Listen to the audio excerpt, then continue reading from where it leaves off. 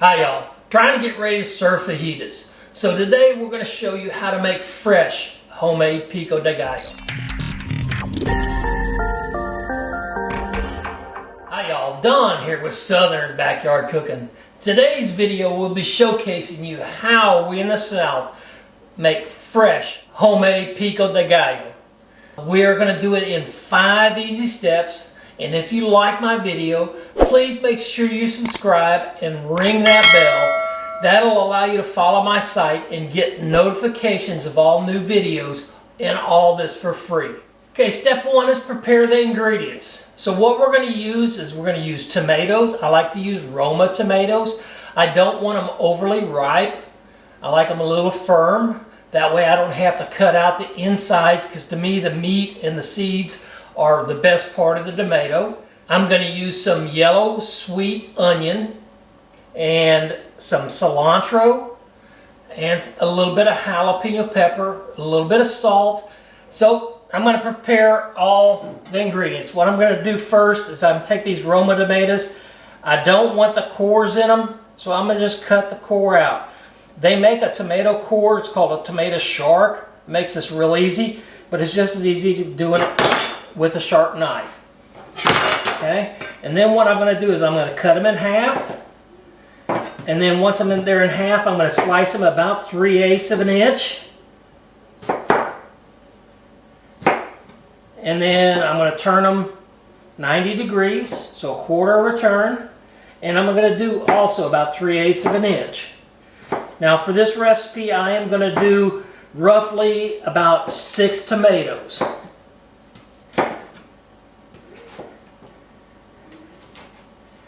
And then I'm just going to put them into my bowl. So in preparing my ingredients, the first thing I'm going to do is chop up some cilantro. I've got what looks to be about a ½ cup. I want just the cilantro leaves. The stems of the cilantro are very bitter.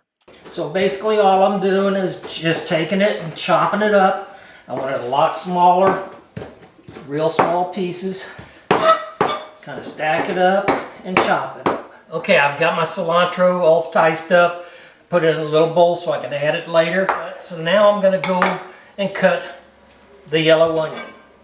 Alright, so what I'm going to do the yellow onion is you have 2 ends. One where the root was and one where the stem came out. So I'm going to cut it in half, and then I'm going to cut almost all the way to this root end.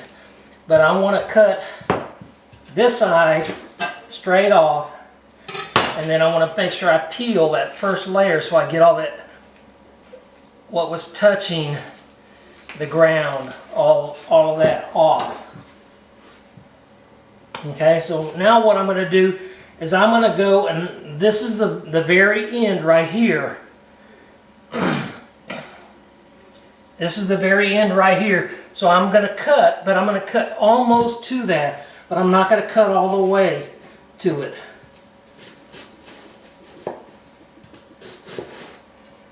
This allows me to still hold it in place, but yet I can trim it and dice it real easily.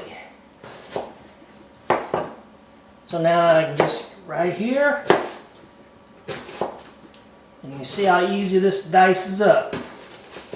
This gives me a good diced onion. Alright, so I've got my onion here all diced up, ready to go. I'm going to put it over the side with the other ingredients and continue. My next item I'm going to do is I'm going to dice the jalapeno. So for the jalapeno, you don't want to get the jalapeno, any kind of the juices on you, especially around your eyes or anywhere else. So I wear a glove whenever I'm handling it. So the first thing I'm going to do is cut the very top of it off, and then I'm going to cut it in half.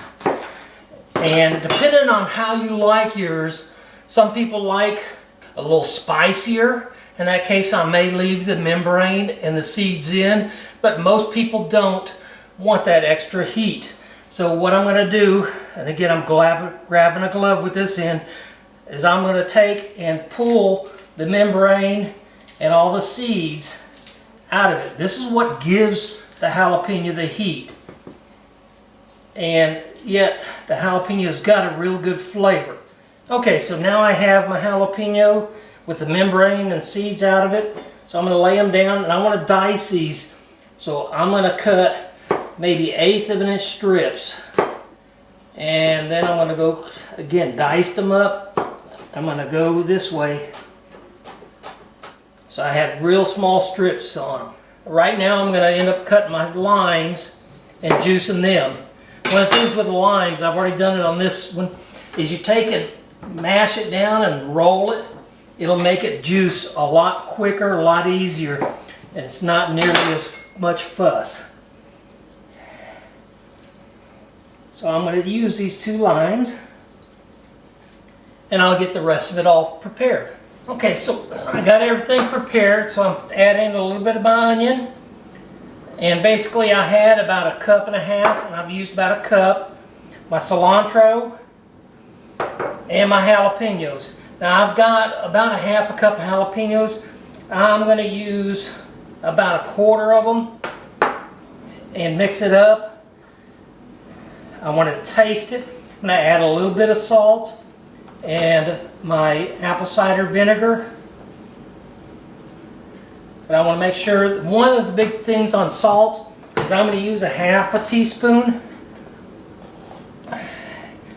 The best thing about pico is it tastes so much better if you allow it to sit in the refrigerator for 24 hours. All the flavors enhance each other and really gives it a good flavor. So at that point in time, after 24 hours, that's when I really want to taste test it again. And at that point, I'm really looking to see if do I have enough salt or not. Again, the biggest thing you can do in salting, it's real easy to over salt and you can't take it out. So I'm going to add my rice vinegar. I've got about 1/2 cup. I'm going to use about 1/4 of this, about half of this, about 1/4 of a cup. And if you really look down in the bottom real closely, you'll see there's a lot of juice down there. And that's fine.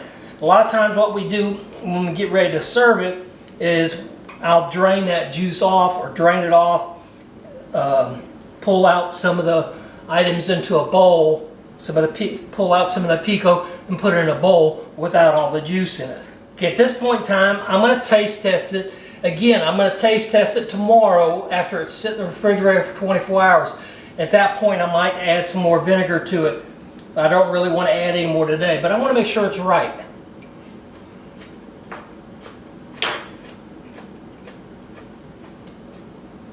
Oh yeah, that tastes really good. Tomorrow it'll even be better. Alright y'all, I want to thank you for watching my video about how to make the best pico ever. If you like my video, please make sure you subscribe. Ring that bell. That'll give you notifications of any and all new videos I have coming out. All of this is for free. So until next time guys, y'all have a great day.